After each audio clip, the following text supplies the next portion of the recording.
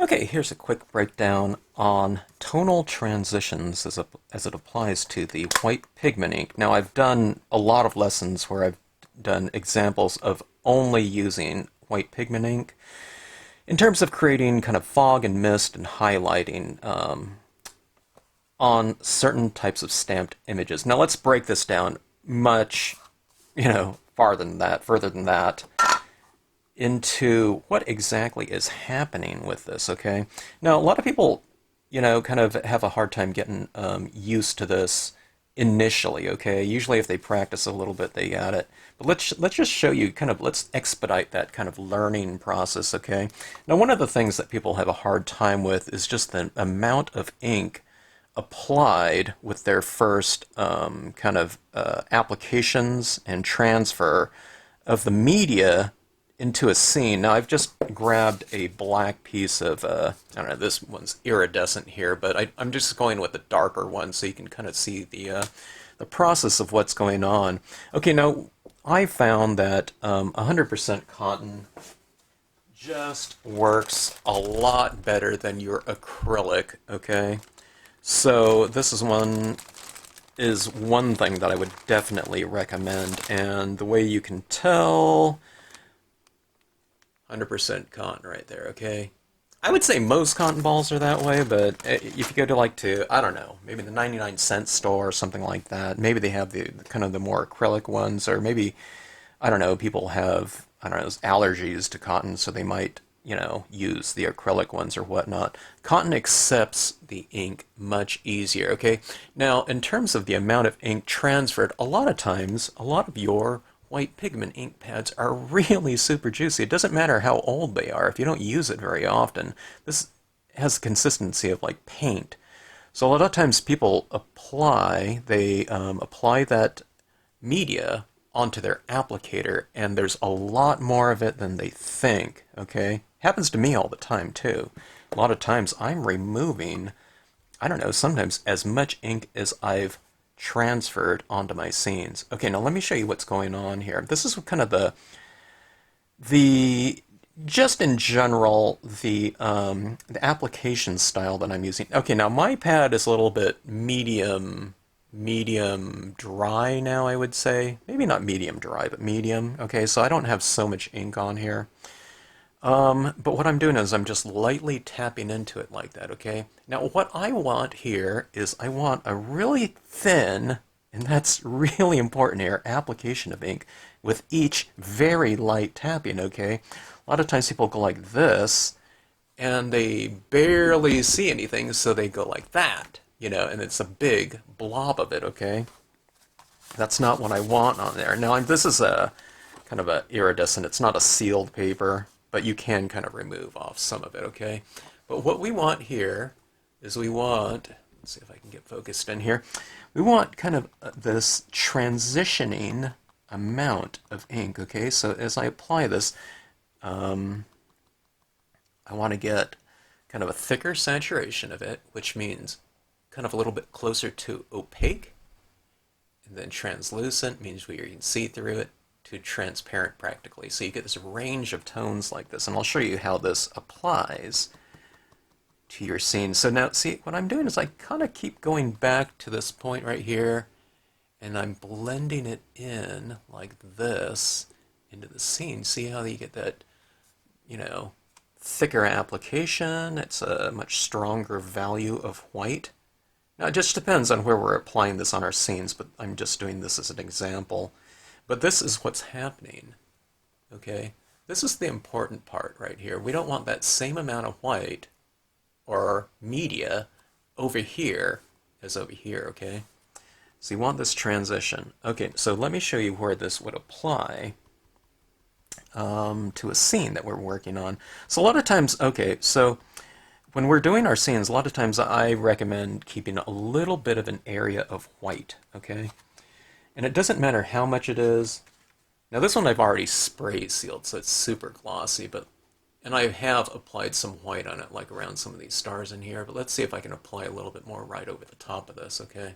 Sometimes when we spray seal it, this delicate application of pigment ink kind of disappears a little bit because it goes I don't know, like into solution or something like that. If you've ever sprayed like pastel or chalk, sometimes it gets a lot darker because that media that you apply becomes a lot more transparent, okay? But, okay, so where light meets dark, that's where I'm applying this type of light to dark type of application, heavier to soft like that. And it's not heavier because I just put a ton of it down instantly. It's just that I've applied it, you know, with a lot more repetitive tapping with a very thin layer of ink. And then over here, I've just used a lot less of it, okay? So let's take a look right here. This is where light meets dark, you know, right around in here in the sky, right? Light meets, you know, light area of sky meets darker area of sky. But here's a light area of the sky meets a darker tree. Now this is where this type of application really is effective, I find, okay? So as I start applying it down there, see that tree right there, how it's kind of capturing that light now? But I don't have a big blob of it, okay? That even in that really quarter-inch little span right there of the tree. Let me show you this a little bit closer up. See how it's going from a little bit lighter to darker? There's more ink to less ink. So you can apply this type of concept right here into a much shorter length, okay? I mean, when it's really small, like, you know, a Q-tip or something like that might be even more effective in terms of going for that transition. And I'll show you it on the Q-tip as well. But see this right here? Let's put this more, a little bit more down on this tree down here, just to make a point here. So that we can say, we can give this illusion of this starlight kind of illuminating that tree, you know, or maybe there's another moon somewhere or something like that in another part of the sky that we can't see. But you see that transition right there? It's going from much lighter to, you know, darker down here within that white ink application. That's a little bit too harsh of a jump, so let me try to kind of, you know, create a little bit more of a kind of a softer range right there. Transition, I should say. Transitioning range, maybe. Okay, so you see that right there? Lighter to darker right there because there's more white ink and less. If that's a little bit too much, which it might be, sometimes I just use my natural eraser, which is my finger. I'll just tap this like this. See how it's kind of removing some of that ink? It's on my fingertip right there, but see that right there? So there's more white and less white right there. So you get that range that's happening there, that nice transition. See that? And it looks like lighting. It's stronger, closer to the light source. I mean, this is supposed to be a, you know, million miles away or something like that, but you can still give that nice illusion of it. I mean, if we had a sun here or something like that, or a moon, you can do the same type of thing, okay? Here's this starlight right there. Let's put a little bit on this side of this tree, okay? It might be kind of a, you know, the same amount of ink up there, but maybe as I go down the trunk like that, maybe it dissipates, so I'm using a little bit less pressure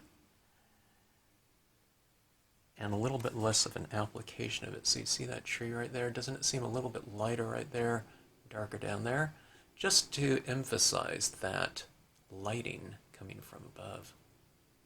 Okay, sometimes I even put it on like bird's wings right here, but remember where light meets dark? There's a lot of dark in between here, so it's kind of more dark meets dark right there. I'd have to really lighten up this whole area in here to put the lighting on that bird's wing.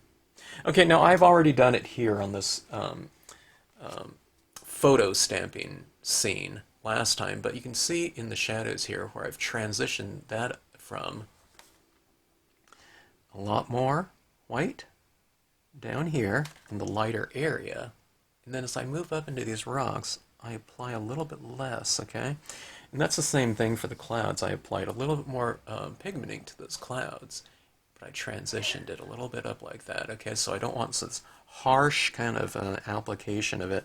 So in other words, if you want to have a really easy time at this, you just have to have the right consistency to begin with. And don't worry about, see, when I go with 3 taps, I can't see a thing. And that worries people. So sometimes you go like this, I don't see anything.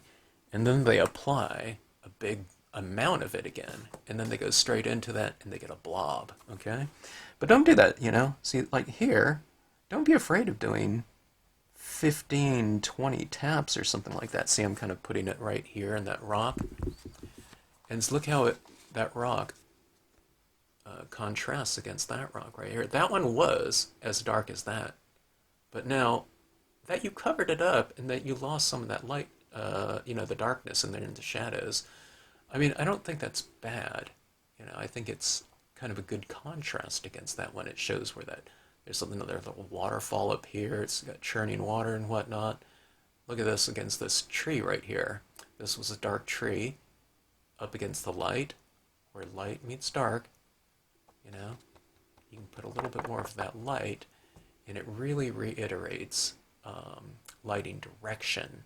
And plus, it gives you this really cool type of texture. That being said, let me put some right around this star right here. This is a really crisp star image, okay?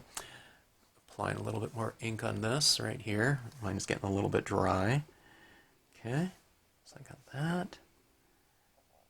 And putting it around that star,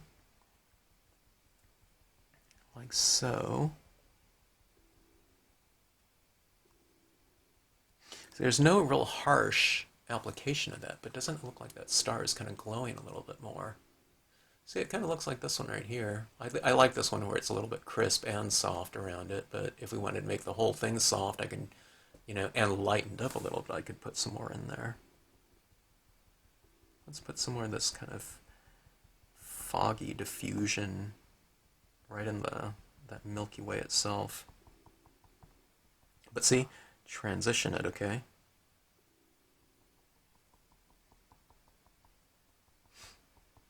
This is just a different way to work. It's something that most people are not used to. If you take an alcohol pen and you go like that, it's that color. If you take a colored pencil and you draw it, it's that color. I mean, you can go with various pressures of it or something like that with pencil.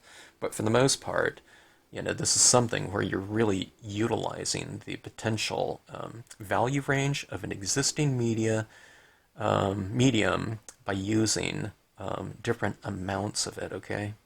All right, so let's get into a couple more of these right here. This one's another one where I've already sealed it off, but let's see where there's not too many areas where light meets dark, is there? Right here. You can see it where I've applied some into those stars up here where they're kind of glowing, but let's take a look at this one right here. I think that we can add a little bit more variation to this one. It's looking very crisp. I like that, but what if we add a little bit of softness to it as well? Okay, that. See, I'm kind of working it out like that, and I'm also using a very light touch.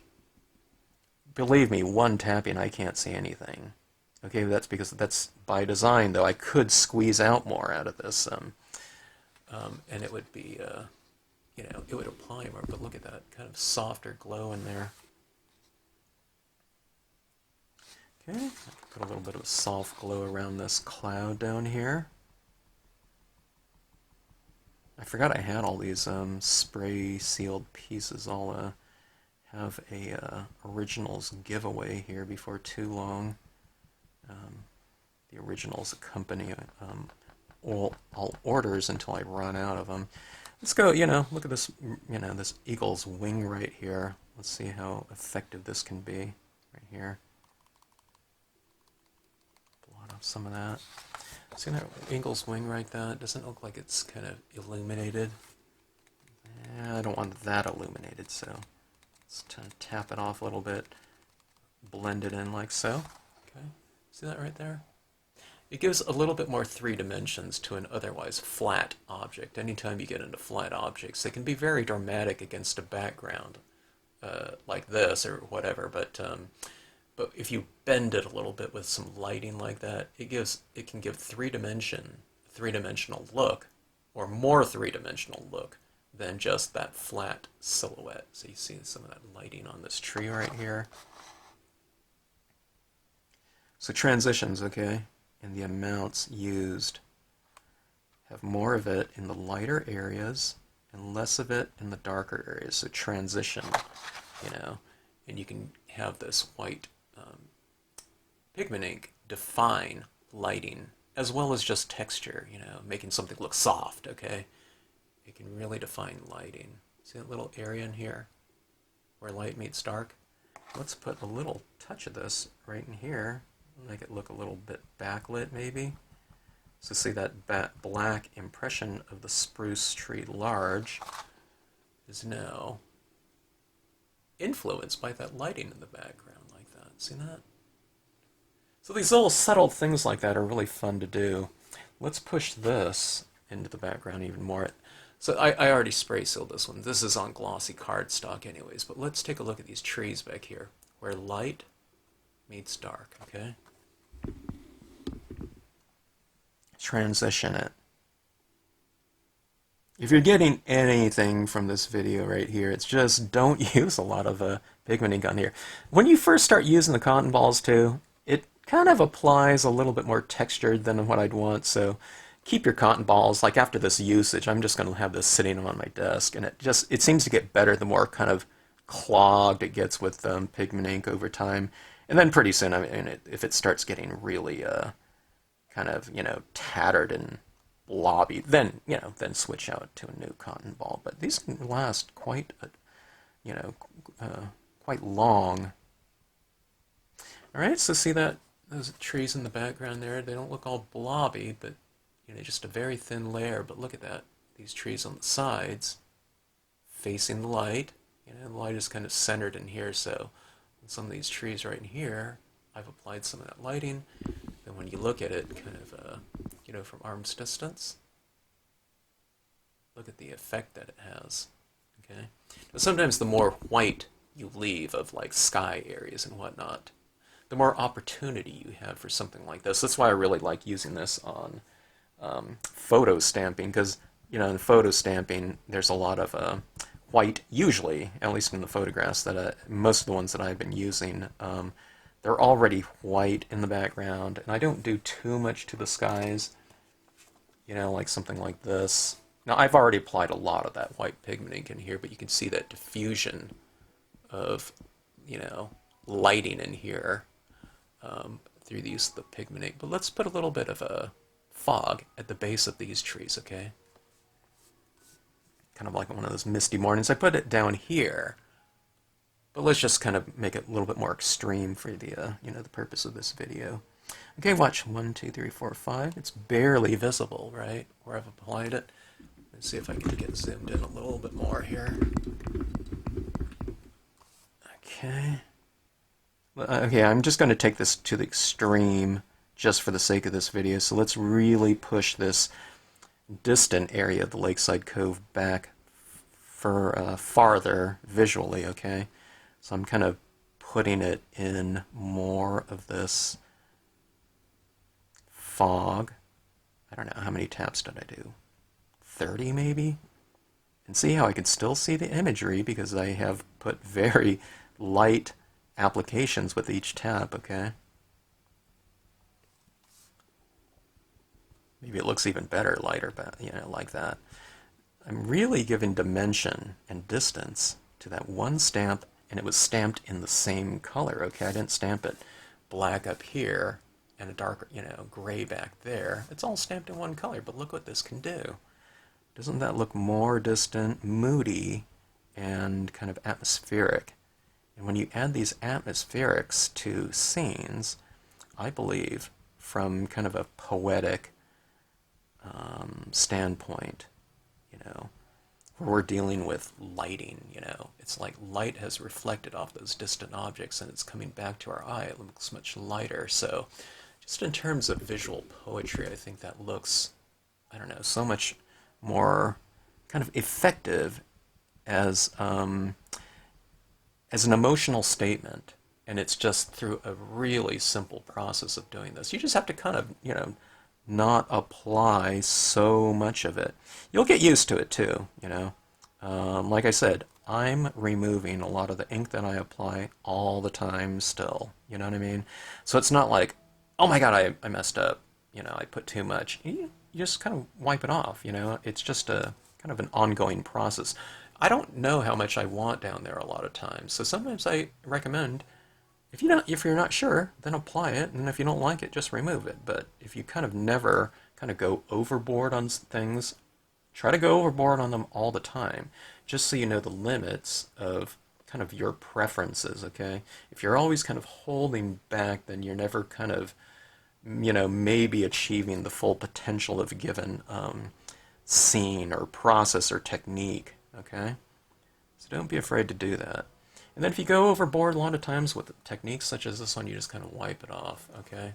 And it should come off just fine. Yeah, it sticks a little bit on some papers, like on a mat or something like that, but just in general. Okay, so this is the same type of thing. So I would go with a real cotton swab. And if you want a real soft application of media, what you need is a really soft applicator, right? Makes sense? So I kind of fray this. You can tell, these are kind of frayed on each side. I kind of unravel them a little bit. All right. And then what you do is you dab in like this. If you have a really juicy pad like, this one is not, maybe just kind of lightly dab in like that. Okay, now what you want to do is you also want to dab some of that off, okay? So this is what this looks like. See, that is really thick right there. I don't want this big blobs like that. So you can kind of tap it around until you get the consistency you want. Don't tap too hard. Use the kind of the same consistency in which you're going to be applying the medium. So if you see a big blob like that, and that's how hard, you're just heavy-handed, you can't help it, then you have to take off a lot more, on your blotter paper or whatever before you apply it to the scene, okay? And then fray it a little bit more. But I would just say in general, just, I don't know, if you're heavy-handed, try to lighten up with it a little bit, just try to make it where you're just touching and kissing the page like that. See that right there? That's kind of what you want. I can barely see it. Maybe I took off too much. No? Okay, there it is. All right, so this can just get into much, more specific areas, in between trees and between specific branches. I took off a little bit too much. Dab in a little bit more. Okay. See that right there? So you can kind of oscillate it. It doesn't have to all be the same level of application. Have it a little bit, heavier in some areas like this right here, But again, don't make it so blobby or something like that. Have a little bit of a transition. See that right there? I don't know if you can tell that. It's kind of a subtle change, but in all those little subtleties, that's sometimes where the best effects are created cumulatively. They all kind of add up, to a different kind of a finished whole. When you have, you know what I mean? One little tapping like that, it's not going to make a big change. But if you have, 20 of those, 15, I don't know, whatever, 10 of those across the page, kind of like that, it all adds up, I think, to a greater whole than just the sum of its parts. It gives you this greater, I don't know, I keep saying that, it's like an emotional range in here. We're applying a textural range. This is softer. It's lighter in certain areas now. And all of that is kind of a visual type of statement, but from an emotional standpoint, I think that this type of thing, and these little effects here and there, let's put a little bit on one of these little foreground reeds, okay, like this. There's not a whole lot of area where light meets dark down there, but, doing all these little things like this, okay, it just changes the spirit that little area right there. It's dark and then it goes lighter down here. So it's varied. It's not just all dark right here. All these reeds are a little bit different. They're all stamped out in black, right? But it's not something that we notice, specifically, I don't think. But when you look at this piece as a whole now, all these little tiny things really add up. to give you this kind of more of an emotional type of experience, you know. So it's not just all visuals. What I'm often doing in my scenes is I'm someone that's really into texture, but I think all these types of things from a textural standpoint represent the space in between the objects and us. Okay, so these trees right here, the closer trees to us, just in general, are a little bit darker than those distant ones. So what we're saying is we're putting air into the scenes, and when we're aware of that type of space in between us, it creates this kind of emotional type of feeling because you're involving kinesthetics, okay? Things look like they're enveloped in a kind of a glowing light, okay? And that, I don't know, like I said, from an emotional standpoint, you're involving more than one sense. It's a visual sense, you know, in terms of that kinesthetic space like that. But two senses are better than one, you know, in terms of evoking different types of emotions in us. Okay. And sometimes when I see these real foggy ones or something like that, or even where if I took these and I stamped these out in a different color, like a lighter brown or sepia or something like that, sometimes that would create an even deeper sense of emotional qualities within the space. And then suddenly, I mention it to some people, you know, you can, when you look at a scene, sometimes you can almost hear it. It seems very quiet and still, and that involves kind of your use of values within a given scene to create that type of emotional quality, visual quality, kinesthetic, and auditory a lot of times. In other words, when we're out kind of on a foggy day, if we're out walking, the sound sounds different because there's all this moisture in the air. So when you know, your foot hits the ground or something like that, it's traveling through a bunch of liquid in the air, so it sounds kind of dampened.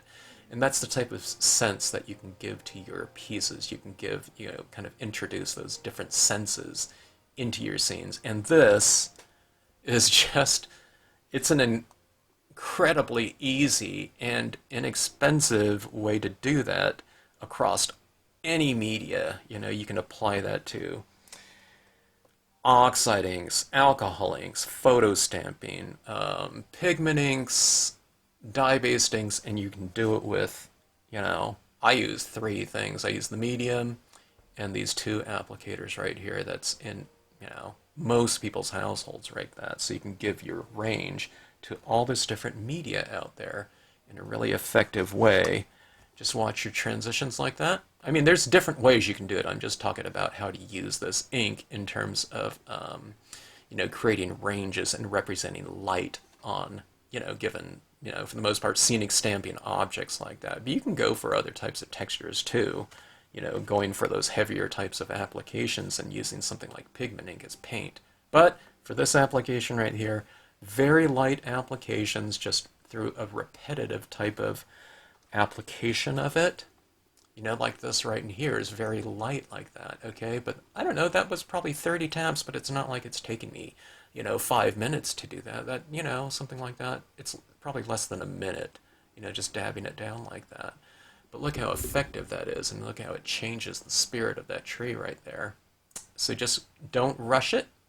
Be sure you take off a lot of ink off of your applicators, especially if your white pigment ink pads are as wet as, I don't know, most people's and what not, and apply it in a very slow manner. A couple taps like this, if you have the right consistency, it shouldn't show at all, but only through, I don't know, like 10 lightly applied taps do you start to see it appear, and then really utilize that pigment ink on your applicator before you re-ink it. Now, if you're using a, you know, kind of a drier one like me, you can just go straight in and, you know, dab right in like that. But I don't know. Most of our pads are really super juicy, including some other ones of mine, and some of mine, you know, are like 15 years old, and they seem as juicy as, you know, when I, you know, first bought them. So be careful about that, okay? All right. So, anyways, I hope this video came in handy for you. I hope you employ this really fun and effective technique into your pieces. And if you have any questions or whatever, if you run into any problems or whatever, as I've been emailing people, you know, if you ever have any things, you know, if they say they've run into something, send me email me a result of your experiments, and we'll see if we can fine-tune your technique, okay? Anyways, thanks for watching, and again, thanks as always for tuning into the channel.